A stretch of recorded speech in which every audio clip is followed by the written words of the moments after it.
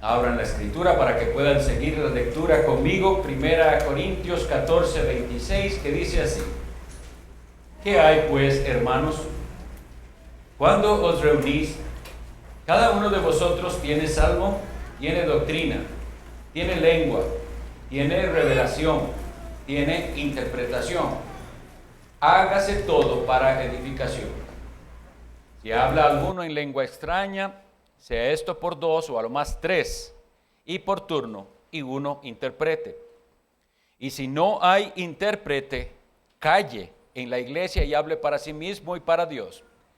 Asimismo, los profetas hablen 2 o 3, y los demás juzguen. Y si algo le fuere revelado a otro que estuviere sentado, calle el primero. Porque podéis profetizar todos uno por uno, para que todos aprendan y todos sean exhortados. Y los espíritus de los profetas están sujetos a los profetas. Pues Dios no es Dios de confusión, sino de paz, como en todas las iglesias de los santos. Vuestras mujeres callen en las congregaciones, porque no les es permitido hablar, sino que estén sujetas, como también la ley lo dice. Y si quieren aprender algo, pregunten en casa a sus maridos, porque es indecoroso que una mujer hable en la congregación. ¿Acaso ha salido de vosotros la palabra de Dios, o solo a vosotros ha llegado? Si alguno se cree profeta o espiritual, reconozca que lo que os escribo son mandamientos del Señor. Mas el que ignora, ignore. Así que, hermanos, procurad profetizar y no impidáis el hablar en lenguas, pero hágase todo decentemente y con orden. Esta es la palabra del Señor. Vamos a tener en este tiempo un estudio acerca del tema del orden y la decencia en la iglesia. Y esta va a ser la primera parte del estudio. Lo que primero debemos entender es que la instrucción del apóstol Pablo, cuando dice, ¿qué hay pues, hermanos, cuando os reunís? Estos capítulos que hemos estudiado, el 11, el 12, el 13 y el 14, se refieren muy específicamente a la reunión de la iglesia, pero no solamente a la reunión de la iglesia. Hay un momento en el capítulo 11 en el que el apóstol Pablo usó esta expresión, cuando reunís, pero añadió, cuando reunís como iglesia, ¿ven? Eso nos hace pensar que sí, la iglesia puede tener diferentes actividades, los hermanos pueden reunirse por diferentes propósitos, pero hay cierta reunión específica que es como iglesia. Y nosotros entendemos que en particular se refiere a la reunión que la iglesia hace en el día del Señor para adorar. Entonces, prestemos atención a las indicaciones apostólicas sobre las reuniones en general y en particular. En general diríamos, cada vez que los hermanos se reúnan para algo, debe haber una cierta decencia y orden en su comportamiento. Y cuando la iglesia está reunida para dar culto al Señor, pues mucho más, y de eso hablaremos después. Pero entonces, en este texto que hemos leído, debemos ver que el apóstol Pablo hace énfasis en el error de motivación que había en Corinto. Aquí dice que tenemos que ser cuidadosos de que el ejercicio de los dones espirituales se esté haciendo para edificación. Y edificación significa instrucción, algo que es útil, algo que es instructivo y constructivo. Todo eso implica. Y lamentablemente lo que leemos en Corinto es que muchas personas estaban haciendo usos de sus dones, en particular de dones milagrosos, para traer la atención a sí mismos. Como habíamos visto, el caso del que habla en lenguas, pero no se preocupaba de si los demás lo entienden o no, si había interpretación o no. Él simplemente tomaba su tiempo para mostrar qué don más maravilloso que tenía él de hablar un idioma que él no había aprendido. y entonces eso es corregido. En estos capítulos entonces estamos viendo corrección tras corrección de cosas que en Corinto se estaban haciendo y que no estaba bien hacerlas. Ahora bien, al hablar de los dones y de esta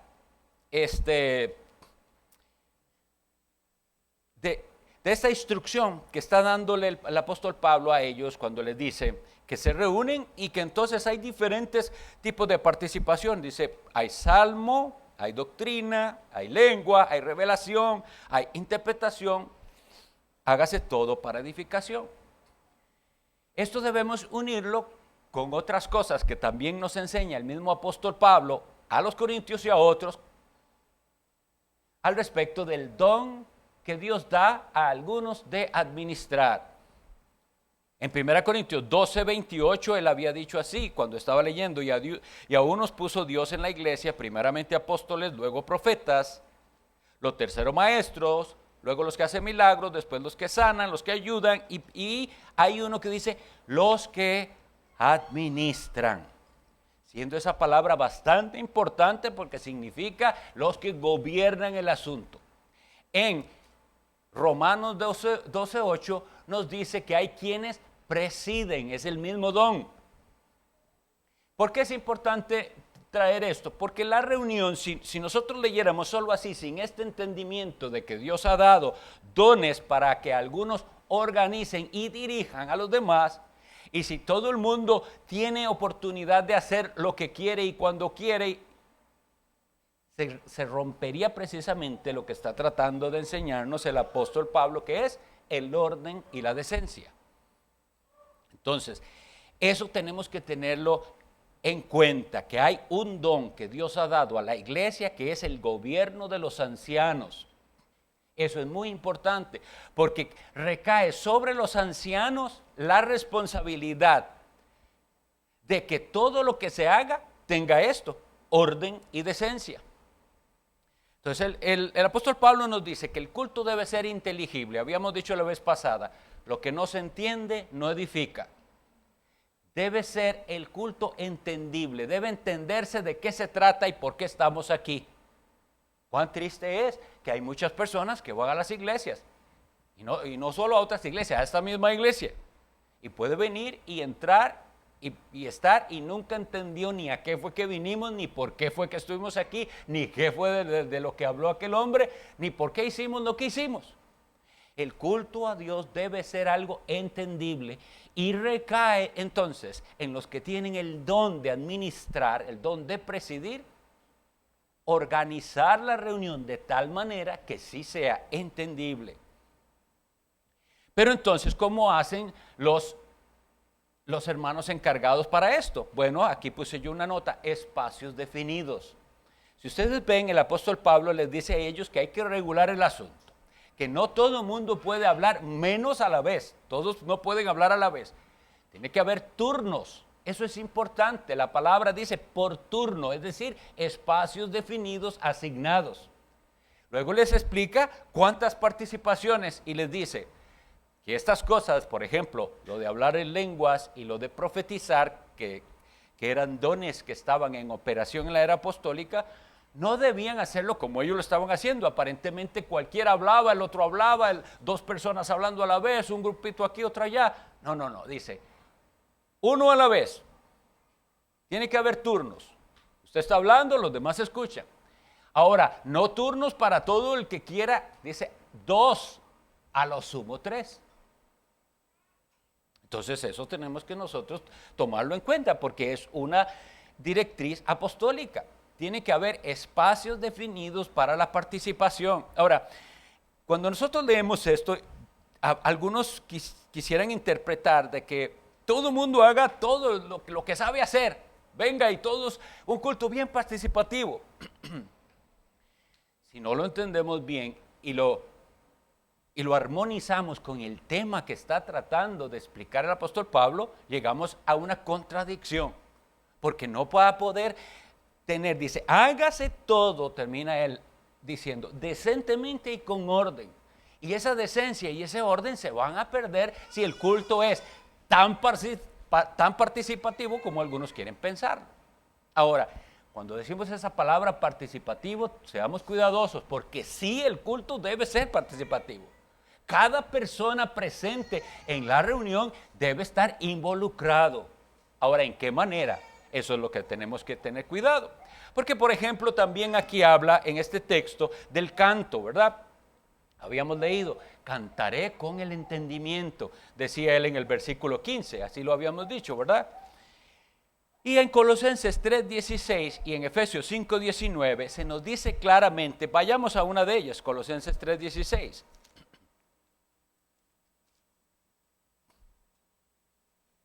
Estos dos pasajes son casi idénticos, Colosenses 3:16 y Efesios 5:19. Entonces voy a leer este. Colosenses 3:16 dice, la palabra de Cristo, oigan qué interesante como se le dice a la palabra de Dios, la palabra de Cristo, more en abundancia en vosotros. Vean la preeminencia de la palabra de Dios, enseñándoos y exhortándoos unos a otros en toda sabiduría.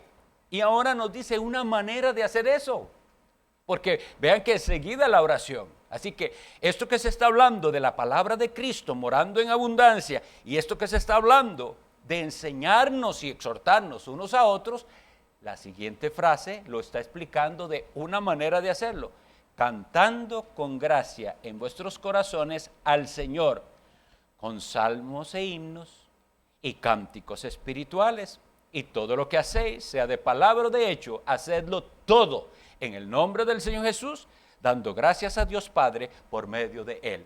A esto volveremos luego cuando hablemos un poquito de liturgia la semana próxima, pero tenemos claro entonces que una de las cosas es cantar.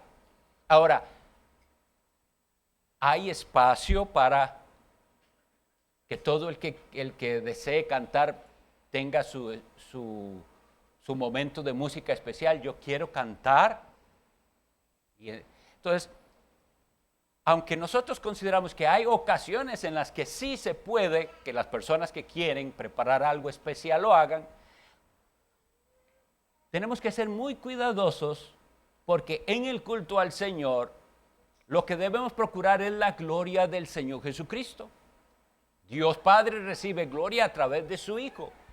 Y cuando este tipo de actividades, como alguien cantando un solo, se permiten en la iglesia, se comienza a generar esa admiración por el que cantó.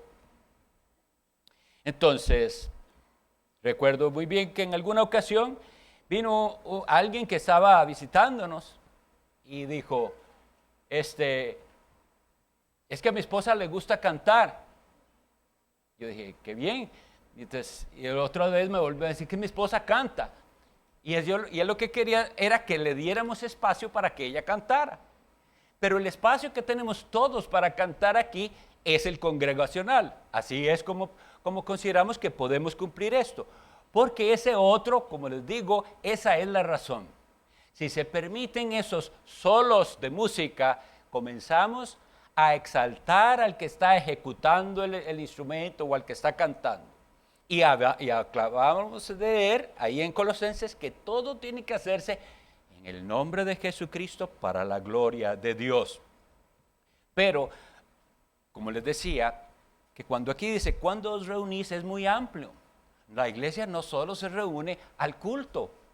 Entonces tenemos otro tipo de reuniones que son también reuniones de iglesia, pero que no son en sí mismas un culto. Y ahí hay mayor libertad para participaciones. Veamos entonces que otra de las cosas que se dice en este texto que habíamos leído, más bien en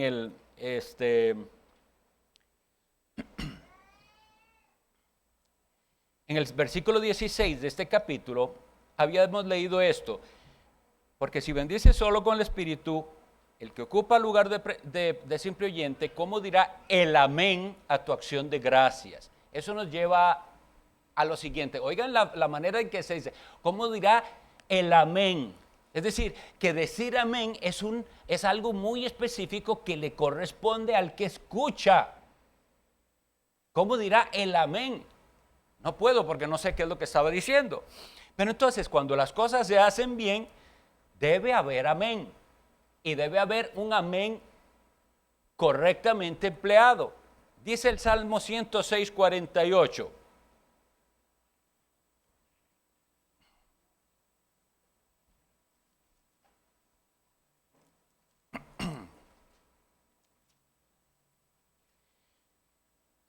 Bendito Jehová, Dios de Israel, desde la eternidad y hasta la eternidad. Está en ese salmo exaltándose a Dios y uno de sus atributos, su eternidad. Y luego dice, y diga todo el pueblo, amén, aleluya. O sea, ahí dice, y diga, o sea, corresponde al pueblo de Dios decir amén. Así que si usted viene y cuando se termina una oración se niega a decir amén, usted está excluyéndose de lo que el pueblo de Dios debe decir. Diga todo el pueblo de Dios, amén. ¿Por qué? Porque es algo digno de que yo demuestre mi acuerdo, porque el amén es así sea. Está algo que está ocurriendo en la iglesia, llevando gloria a Dios, agradece algo a Dios, exalta algo a Dios. Le corresponde a la iglesia decir amén. Cuando la iglesia es despedida después de la cena del Señor y el pastor está dando esa bendición final, se debería escuchar un amén al unísono. Y siempre en los momentos apropiados la iglesia junta está participando de esa manera, asintiendo a lo que está sucediendo. Recordemos esto para la próxima vez. El amén tiene que ser una respuesta correcta a la acción de gracias que se da en la iglesia. Lo otro que tenemos aquí es que el don de la palabra en este fragmento está bien regulado. El don de la palabra regulado. ¿Quién debería poder hablar? El que tiene don para hablar. Ahora, don para hablar no significa simplemente que habla bien. Tiene que ser una persona que no solo se expresa bien, sino que todo lo que dice lo dice en concordancia con la palabra de Dios. Por eso se le da oportunidad a las personas de dar la palabra. A varones, claro que sí, pero a aquellos que los ancianos han visto, que son sanos en su vida y en su doctrina.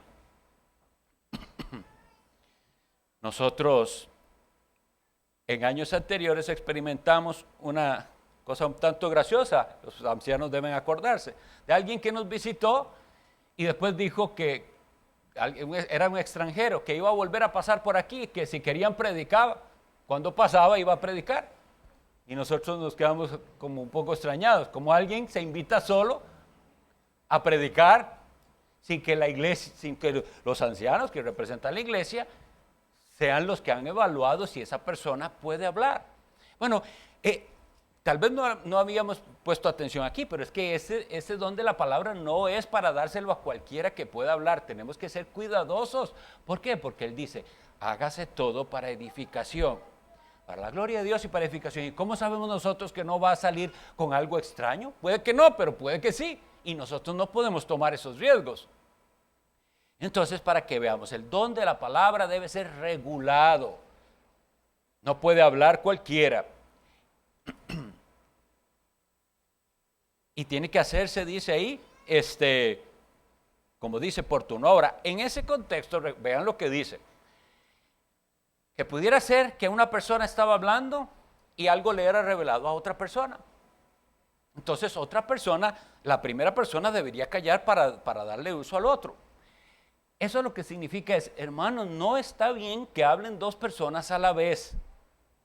Recientemente tuve también esta experiencia que me sirvió para ilustrar que la gente ha ignorado estas instrucciones de que no deben hablar dos personas a la vez. Yo estaba aconsejando a alguien, no es de esta iglesia, ¿verdad? Y entonces le digo, bueno, hagamos una oración. Amén. Él es un creyente, ¿verdad?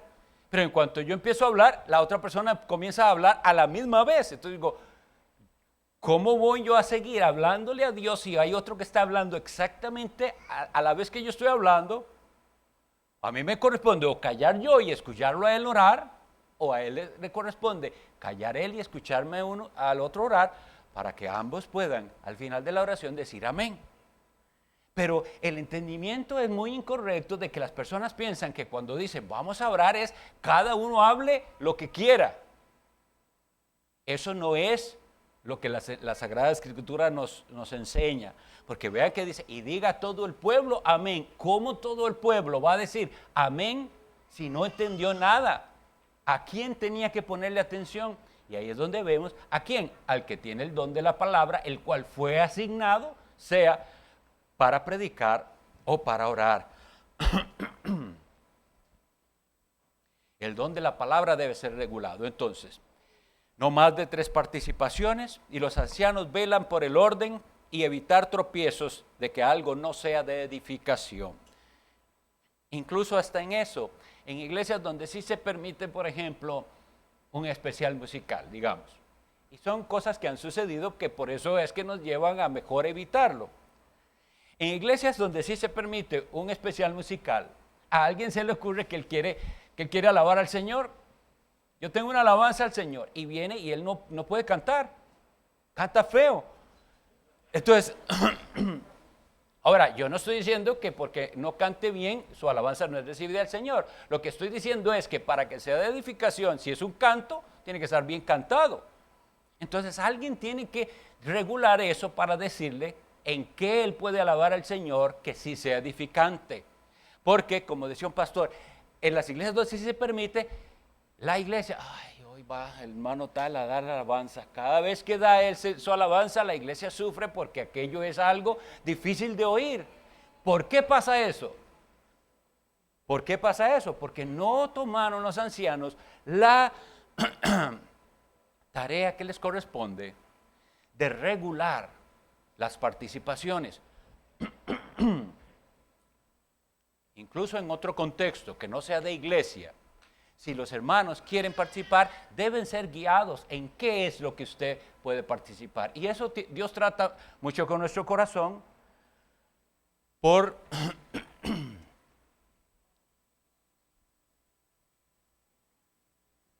causa de nuestro orgullo.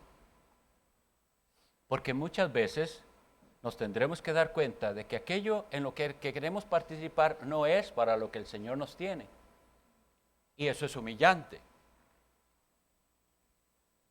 Entonces, vean que aquí hay un principio que se nos enseña y dice en el versículo 29 que hay una función. Dice, asimismo los profetas hablen 2 o 3 y los demás juzguen.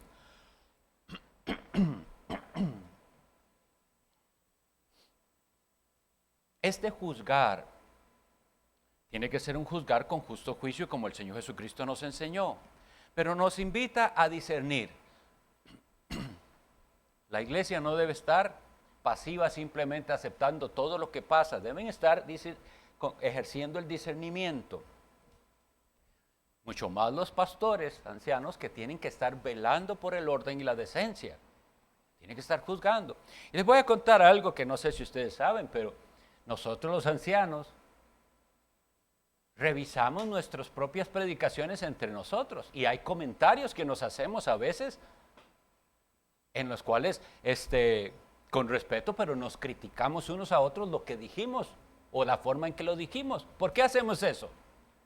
Porque Dios nos dice que tenemos que hacerlo todo para edificación, y si nosotros vemos que algo pudo llevarnos a confusión, eso es una alerta. Acabamos de leer muy seriamente que Dios no es Dios de confusión, sino de paz.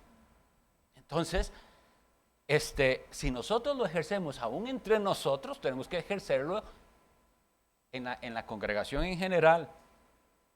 La obligación de juzgar no es fácil, no es bonito, es incómodo y podemos hasta caer mal a veces. Lo que pasa es que Dios nos dice que así debe hacerse. Debe juzgarse las participaciones. ¿Estuvo eso correcto? ¿Fue edificante? ¿Fue doctrinalmente correcto? Yo recuerdo recientemente cuando estábamos hablando en 1 Corintios 11 que que uno de los pastores me hizo el comentario de si yo en lo que dije fui cuidadoso de no enseñar cierta falsa doctrina que se está enseñando. Y entonces hubo la aclaración. ¿Por qué? Porque hay que estar alertas. Hay que estar alertas no solo de lo que se dice, sino de cómo se dice. Eso es parte de lo que el Señor nos dice. El don de la palabra y el juzgar. Vamos entonces a ver el versículo 32 que dice: y los espíritus de los profetas están sujetos a los profetas. Debe haber dominio propio. Hay algunos que se toman de esta cita, que no la vamos a buscar, pero está en 1 Tesalonicenses 5:19, que dice: no apaguéis el espíritu, no menospreciéis las profecías. Y eso es algo que debemos atender, pero lo malinterpretan en el sentido de que piensan que una persona, porque está muy llena del Espíritu Santo, no se puede controlar. Y entonces hay personas que vienen y ven un culto regulado y dicen: pero entonces no le dan la libertad al Espíritu. Y supuestamente esa libertad del Espíritu es que alguien tomado del Espíritu puede hacer algo para lo cual no tiene control. Pero no, el Espíritu Santo le va a dar control. De manera que incluso, les voy a poner un ejemplo. Un predicador está aquí predicando, cualquiera de nosotros o el que el Señor permita, y el tema que está predicando le llega tanto a su alma y lo quiere predicar de tal manera que de veras a veces parece que se salió de control. Bueno, tiene que ejercer lo que aquí dice: el espíritu del profeta está sujeto al profeta. Por más entusiasmado que usted esté, no debe de dejarse dominar de sus emociones. No tenemos que suprimir las emociones, son parte de nosotros, pero no podemos ser controlados por ellas. Y les voy a decir algo: precisamente por no hacerlo así y por salirse alguien de control, otro se sale de control también, y otro más, y se vuelve aquello porque están dominados de la emoción. Y cualquiera pudiera pensar: pero eso es emoción santa, emoción de cosas del Señor. Cierto, pero la Biblia lo que dice es que el espíritu debe estar sujeto, no descontrolado. ¿Ven? Entonces, hermanos, hay una razón. Siempre hay una razón para lo que hacemos y siempre hay una razón de por qué lo hacemos así. Una razón bíblica tiene que ser. Entonces, el espíritu del profeta sujeto al profeta nos dice que nadie debe pensar que porque tiene un don espiritual y lo está ejerciendo, tiene el permiso de salirse de control. No es así. Ahora después también habíamos hablado de que podéis profetizar todos había sido muy mal entendido, porque todos quienes, 100 personas profetizando turno a turno, no, ahí dice 2 o a lo más 3.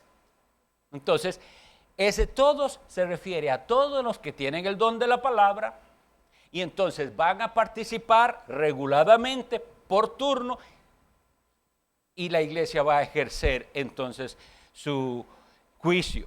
Porque la Biblia dice aquí muy claramente: porque Dios no es, dice el versículo 33, Dios no es Dios de confusión, sino de paz. Y yo pregunto entonces, ¿y si hay confusión?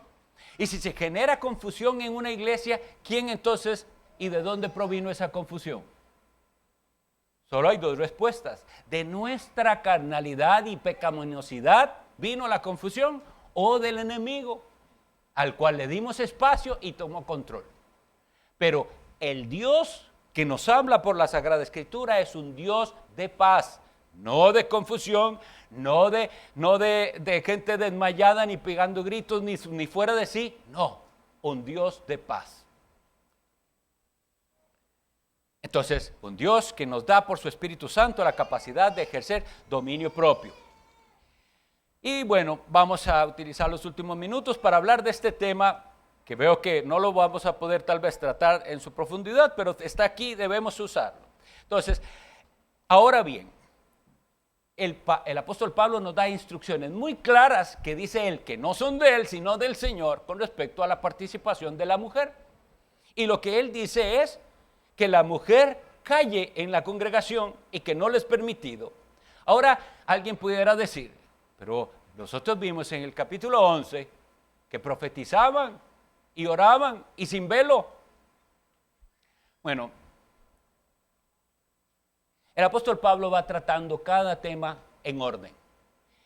En el capítulo 11 estaba hablando de ese desacato al orden de Dios y de un problema de decoro en la iglesia. Imagínense que lo que sucedía ahí es que había hasta mujeres que entonces se estaban comportando en quebrantamiento del rol que Dios les había dado. Y ahora aquí, específicamente, el apóstol Pablo les dice, en la iglesia no se puede permitir que la mujer enseñe tomando ese rol de liderazgo. Esto que nosotros leemos aquí en 1 Corintios 14:34 está muy bien explicado en la primera carta a Timoteo 2:11 y lo leo.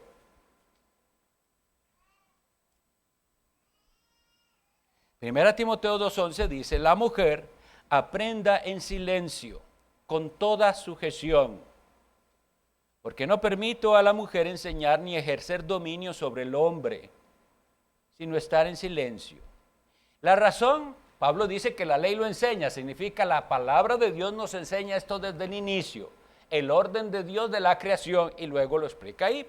Entonces, ¿cuál debe ser nuestra actitud cuando nosotros vemos que Pablo regula el culto para que la mujer no ejerza un rol de autoridad enseñando? La única manera es obediencia. Obediencia a lo que Dios ha dicho, porque Dios es el que manda esta sumisión, y la mujer, la hermana que toma su rol gozosamente. Gozosamente significa que ella está de acuerdo y le dice, Dios, así lo has dicho, amén, digo yo. No que dice, está bien, y por dentro guarda su ira y su enojo porque no me dejan hacer todo lo que yo quiero.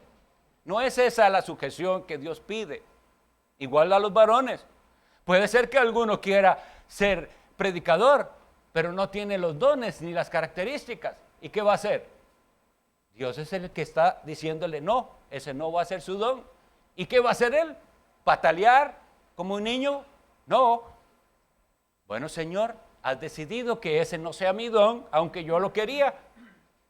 Pues en otra cosa te serviré. Qué diferente esa actitud, en otra cosa te serviré. ¿Y cuál es esa otra cosa? El Señor tendrá, ¿para qué? Pero a la mujer dice, no liderazgo, no enseñanza. Ahora vean lo que bien dice aquí, y esa es la parte que 35, y si quieren aprender algo, pregunten en casa a sus maridos, porque es indecoroso que una mujer hable en la congregación. Lo que se estuviera dando ahí en Corinto, no lo podemos entender específicamente que no estábamos ahí, pero pudiera ser ese desorden. Ahí mismo se hacían preguntas, ahí una mujer levantaba la mano, no estoy de acuerdo porque él dijo el otro. Y no es eso orden y no es eso decencia. Y mucho menos tal vez, decía un cierto comentarista, que la mujer fuera la que contradijera a su mismo esposo ahí en la iglesia. Bueno, pero entonces, ¿qué manda el Señor? Que si quieren aprender, le pregunten algo a sus maridos en sus casas. Dos cosas aquí. Mujeres, ¿son ustedes suficientemente humildes como Dios les manda para decirle a su esposo que viera que lo que dijeron en la iglesia no lo entendí muy bien, me lo explicás mejor? O viera que estaba leyendo yo en mi lectura personal tal cosa y no entendí. ¿Me puedes explicar? Porque para eso le está dando usted el lugar a su esposo que él tiene como líder. Pero el orgullo les impide. Y entonces hay mujeres que nunca le preguntan nada. Yo leo, yo entiendo lo que entiendo y ya. Pero aquí la Biblia dice, pregúntele a su esposo. Para eso se ocupa sujeción. Ahora bien, esposo, ¿está usted preparado para que su esposa le pregunte? ¿Va usted adelante y conoce su Biblia? Porque lamentablemente hay muchos esposos que no manejan su Biblia. ¿Qué le va a preguntar? Dice la esposa a él, si nunca sabe. Sé más yo que él. Ahora, esto no es un problema. Si la esposa sabe mucho, amén. El asunto es de liderazgo. Él es el que debería ir adelante para enseñar a su esposa, para enseñar a sus hijos.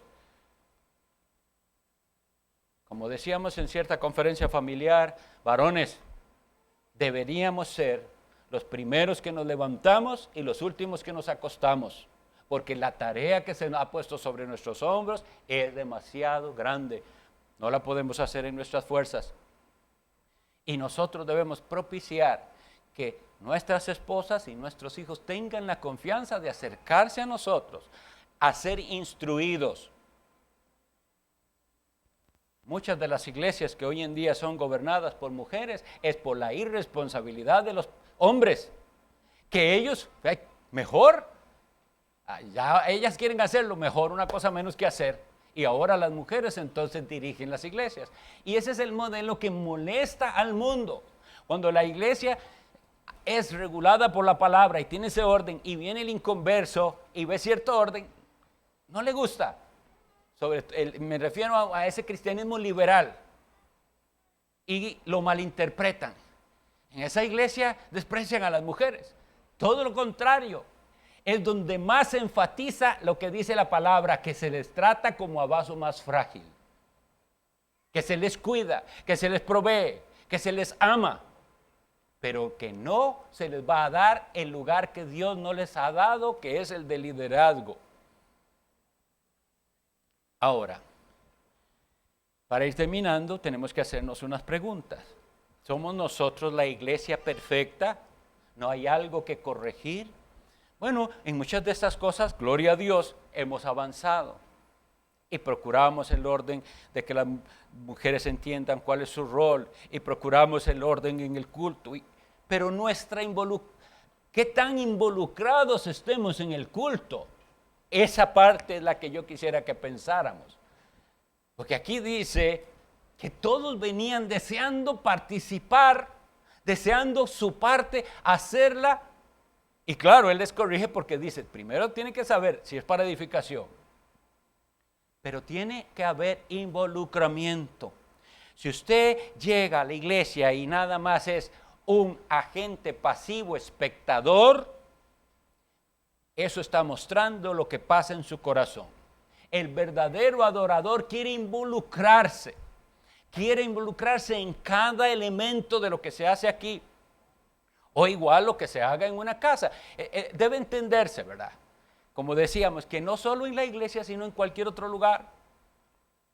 Si los hermanos se reúnen por cualquier causa, un grupo de hermanos, en la casa de alguien, y van a hacer una celebración de cumpleaños, de un aniversario, de nada, de lo que quieran hacer, ahí mismo tiene que reflejarse este principio de orden y decencia. No es que porque no estamos en la iglesia aquí si hacemos lo que nos dé la gana. Ahí también estos principios. Bueno, y de hecho eso es algo muy casi que lógico. El que organizó la fiesta está actuando como el que preside. No es que todo el mundo hace lo que sea, todo el mundo come cuando se quiere, sino, no, hay un orden. Ahora vamos a comer, ahora vamos a orar. Alguien nos va a leer la palabra. Hay alguien que está organizando. ¿Ven? Eso es lo correcto. Donde sea que estemos. Y lo correcto es que si en aquella reunión hay varones, ejerzan su liderazgo y no tenga que orar una hermana por los alimentos. No es porque ella no puede hacerlo, es porque le corresponde a usted, varón, si usted está ahí, ejercer su liderazgo en estas cosas. Entonces, si el amén, por ejemplo, yo venía con eso. Decimos nosotros amén al unísono, que se escuche amén en el momento que debe hacerse. Son cosas que el Señor tiene que... En las alabanzas, ¿estamos nosotros participando de la adoración de esa manera?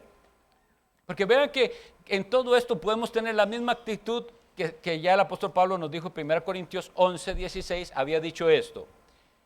Con todo eso, si alguno quiere ser contencioso, cuando él estaba dando el orden de Dios del hombre y la mujer, dice, nosotros no tenemos tal costumbre ni las iglesias de Dios. Y aquí les dice algo similar en el versículo 38, más el que ignora, ignore. La realidad es que hay quienes quieren permanecer, yo así lo he hecho siempre y así siempre lo voy a hacer. La terquedad del corazón. No seamos, si usted ignoraba y ya no ignore más, ahora lo vio por la palabra de Dios y dice, bueno, yo no había entendido esto así tan claro como ahora lo vemos, que hay un orden, que Dios nos manda la decencia, que el Señor, ok, ahora voy a disfrutar mejor las cosas porque las entiendo. Pero hay unos que van a querer decir, yo así entendí y así lo voy a seguir haciendo. Entonces el apóstol Pablo responde, más el que ignora, ignore. Recuerden que lo que el Señor nos está dando son sus instrucciones. Lo que algunos llaman tradiciones y que habíamos visto en su momento, porque es que la gente rechaza la palabra tradición. Pero si esa tradición tiene fundamento en la palabra, es nuestro deber seguir esa tradición.